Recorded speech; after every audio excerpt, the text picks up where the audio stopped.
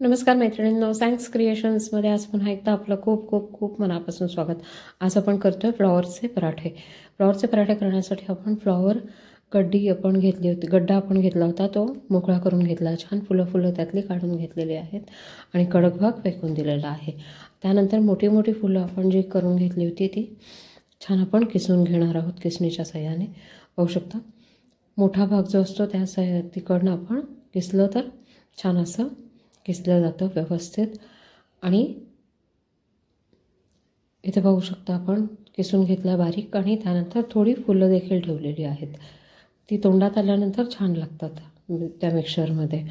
आता आपण कढईमध्ये तेल तापवून घेतलं, त्यात जिरे, मोहरी, हिंग फोडणी दिली आहे. हिंग आपली मोहरी छान तडतडली की लगेचच आपण हिंग टाकतो आहे आणि हिंग जळू द्यायचा नाही. लगेचच आपण कांदा आणि मिरची, कढीपत्ता याचं मिक्सिंग टाकणार आहोत.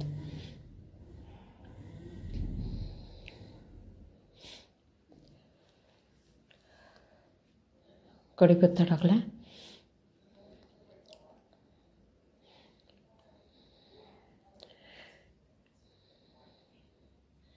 मिरचीचा ठेचा 1 चमचाभर, याने पराठ्याला खूप छान चव येते.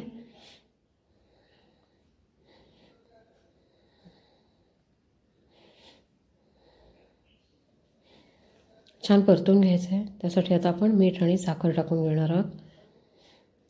मीठ, त्यानंतर थोडी साखर. साखरेमुळे छान चव येते आपल्या भाजीला.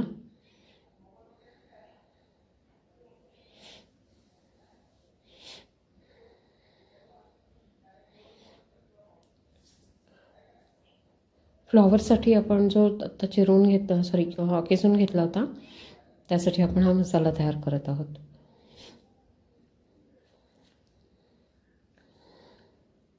कांदा छान गुलाबी रंगावर परतून झाला आहे आपला. मसाला तेल सोडलं आहे मसाल्याने. आता आपण आलं लसूणाची पेस्ट टाकतो आहे. आलं लसूण पेस्ट देखील मी अर्धा चमचा घेतलेली आहे.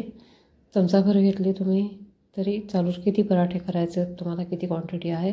माझा फ्लॉवर थोडाच आहे त्यामुळे मी अर्धा चमचाच घेतली आहे.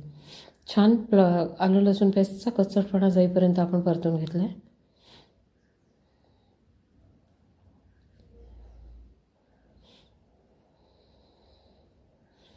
आता यात मसाले टाकून घ्यायचे आहेत आपण.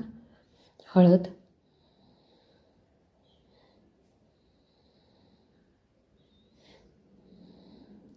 तिखट भरपूर व्यवस्थित छान टाकून घ्यायचं, कारण फ्लॉवरची भाजी थोडी तशी माइल्डच होते. झणझणीत भाजी झाली तर मग पराठ्याला जास्त छान चव येते.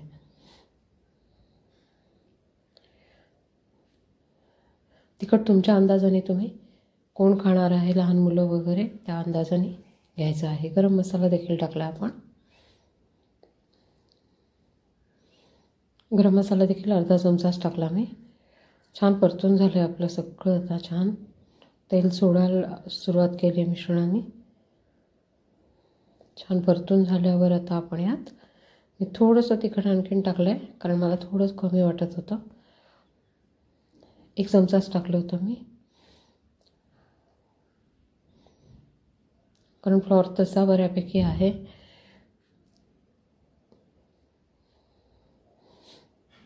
कोथिंबीर टाकली आता आपण. कोथिंबीरीमुळे छान स्वाद येतो आपल्या मिक्सिंगला, जे मिक्सिंग आपण तयार करणार आहोत.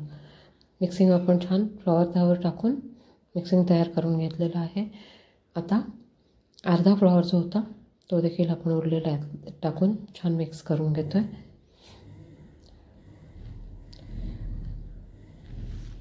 हे आत्तापर्यंत सगळं कोरडं मिक्सिंग आहे, यात पाण्याचा कुठेही अंश नाही.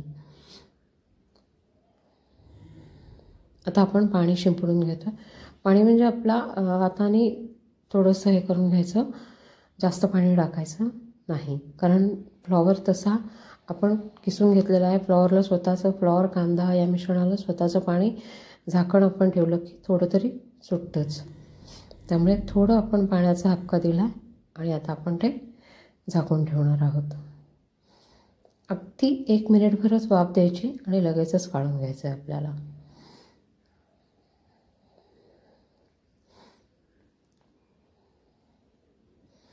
फ्लॉवर कच्चा ठेवल्याने आपल्याला फ्लॉवरमधली जी काही पोषक तत्त्व असतात ती सगळी आपल्याला मिळतात. पाहू शकता अजिबात कुठेही ओलसर झालेली नाही आहे जास्त भाजी.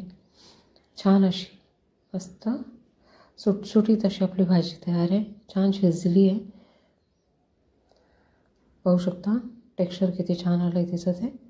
आता आपण यामध्ये एक बाइंडिंगसाठी सिक्रेट पदार्थ टाकणार आहोत, तो म्हणजे बटाटा. याने 2 गोष्टी होतात की याला बाइंडिंग येतं पराठा तयार करण्यासाठी आणि चव खूप छान येते बटाटा टाकल्यामुळे. बटाट्याची चव या पराठ्यामध्ये खूप छान लागते. आता खूप छान परतून घ्यायचं. भाजी अगदी तेल सुटेपर्यंत छान परतून घ्यायची, कारण आपली भाजी शिजली आहे, बटाटा शिजलेला होता आणि आता सगळ्या तशा गोष्टी तयार आहेत. त्यामुळे फक्त आपल्याला तेल सुटेपर्यंत छान अगदी परतून घ्यायचं. आता कोथिंबीर टाकली आपण, छान परतून झाली आपली भाजी आणि कोथिंबीर मिक्स करून आता आपण ही भाजी काढून घेणार आहोत बाउलमध्ये. आपलं मिक्सिंग तयार आहे पराठ्याचं, जे आपण फिल करणार आहोत पराठ्यामध्ये.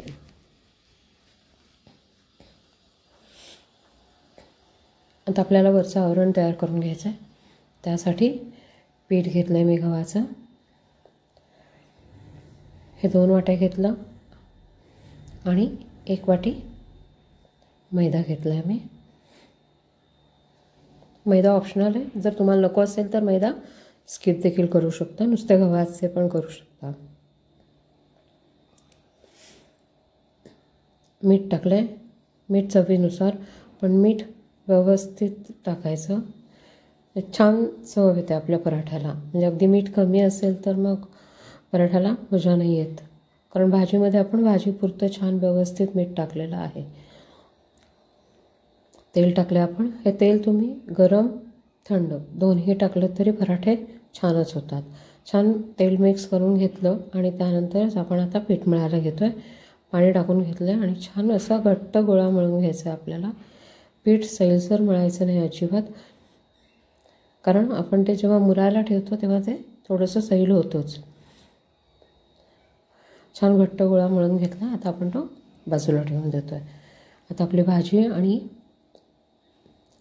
जे पराठ्याचं मिक्सिंग आहे ते तयार आहे. तेल घेतलं आहे बाजूला. आता आपण हे लाटून घेणार आहोत छान. लाटण्यासाठी आपण इथे एक पुरी लाटून घेतली, पुरीसारखं एक गोळा घेऊन, आणि तेल टाकलं आहे त्याच्यावर. ते छान पसरवून घ्यायचं व्यवस्थित. त्यावर पीठ भुरभुरवायचं.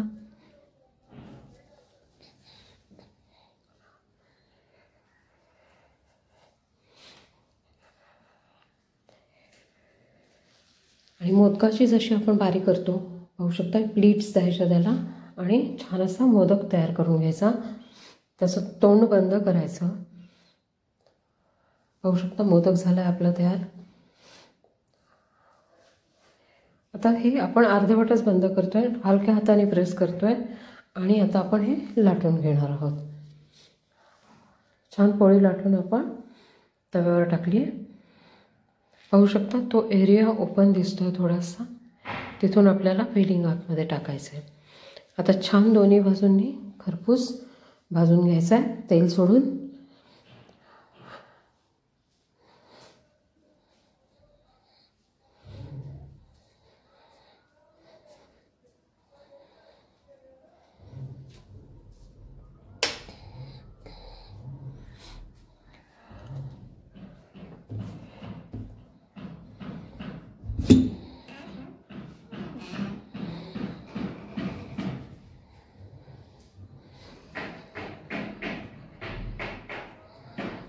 पाहू शकता ती मधली बाजू ओपन आहे, पण बाकीचा संपूर्ण पराठा आपला छान फुलला आहे.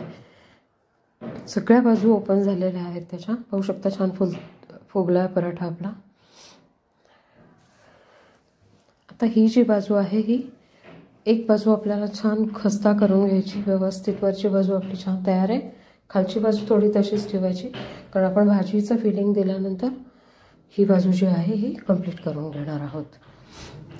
आता हा पराठा बाहेर काढून घ्यायचा.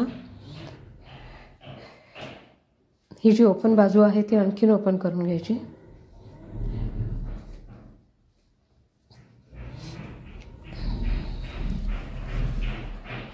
पाहू शकता इथे भाजी फिल करायची आपल्याला पूर्ण चारी बाजूंनी.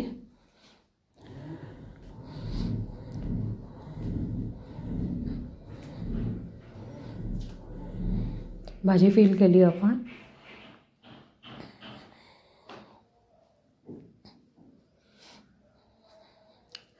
तव्यावर तेल टाकलंय कारण आपल्याला आता जी खालची बाजू राहिली होती ती खरपूस करून घ्यायची आहे. त्या बाजूने आता आपण तव्यावर पराठा ठेवलेला आहे आणि आता ही वरची बाजू ही आहे ही आपण तेल थोडं सोडायचं आणि छान आपलं उलटणं जे आहे त्याने छान ती पॅक करून घ्यायची. पाहू शकता असं प्रेस केल्याने खालचा पराठा देखील छान खरपूस होतो आणि वरची बाजू छान सील होते.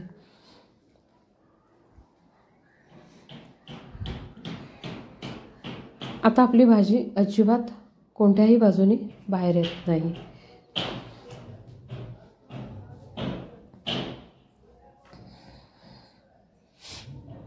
पाहू शकता किती छान आपला खरपूस भाजला गेलाय पराठा आणि भाजी देखील अजिबात बाहेर आली नाही. सील होतो व्यवस्थित पराठा.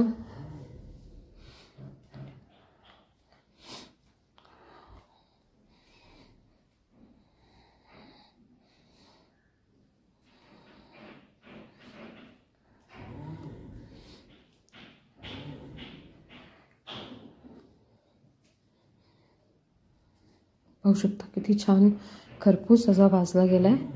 आता आपण दुसरा पराठा तयार करतोय. ही बाजू देखील आपण भाजली. पुढची कुठूनही भाजी बाहेर येत नाहीये.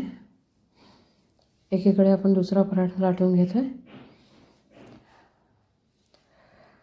आता आपला पराठा तयार आहे. फायनली छान तूप घालून किंवा तुम्हाला जसा हवा तसा सॉस बरोबर तुम्ही हा पराठा सर्व करू शकता. काढून घेतला आहे आणि दुसरा पराठा टाकला आपण. सेम त्याच पद्धतीने आपण तेल सोडायचं आहे. तव्यावर टाकल्यावर बाजू पलटी करून घेऊन दुसऱ्या बाजूने देखील छान शेकून घ्यायचं आहे.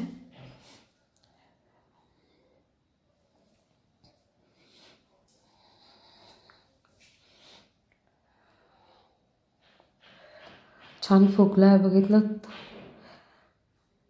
आता तेल सोडून घ्यायचं आणि दुसरी बाजू आपल्याला छान सगळ्या कडा शेकून घ्यायच्या आणि पलटून घ्यायचं आहे.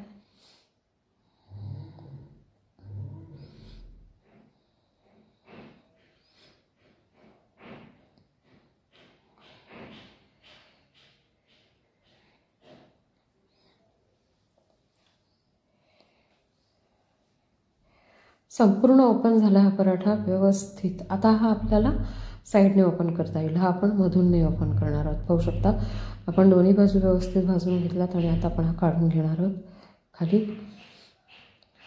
पाहू शकता पूर्ण ओपन झाला आपला. कोणतीही बाजू ओपन केली तरी चालू शकते. फिलिंग आपण त्यामध्ये स्टफिंग जे आहे आपलं ते भरून घ्यायचं आहे आणि पराठा बंद करून घ्यायचा आहे.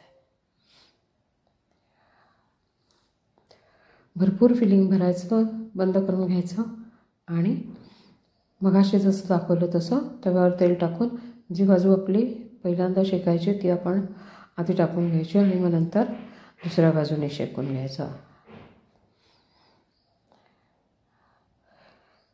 उलटण्याने जी बाजू आपण ओपन केली होती ते थोडंसं प्रेस केलं की ती बाजू ओपन होत नाही आणि शक्यतो आपण पलटी करताना ते आपल्या बाजूलाच ठेवायचं आपल्याकडे आणि त्या बाजूनेच उलटणं ठेवून पलटी करायचं म्हणजे भाजी बाहेर येत नाही.